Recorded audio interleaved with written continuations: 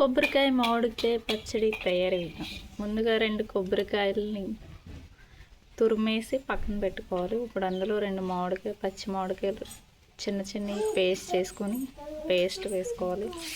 ఇప్పుడు పచ్చిమిరకాయలని పేస్ట్ చేసుకున్నాను, ఒక 10 పచ్చిమిరకాయలు.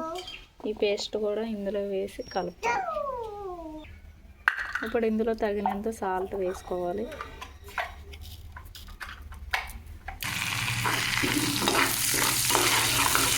కొబ్బరికాయ పచ్చడి తాలింపు కోసం ఇందులో పచ్చిశనగపప్పు, ఆవాలు, మినపప్పు,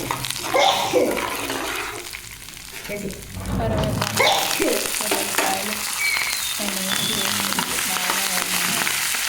ఉల్లిపాయలు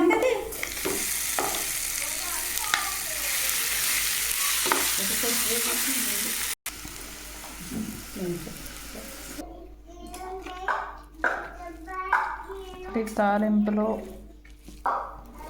ఇందాక మనం పెట్టుకున్న కొబ్బరికాయ మామిడికాయ పచ్చడి,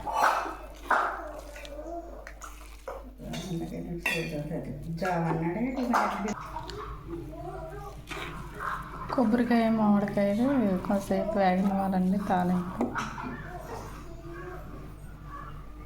పచ్చివాసన పోయేంత వరకు కాస్త వేపుకుంటే రెడీ కొబ్బరికాయ మామిడికాయ పచ్చడి.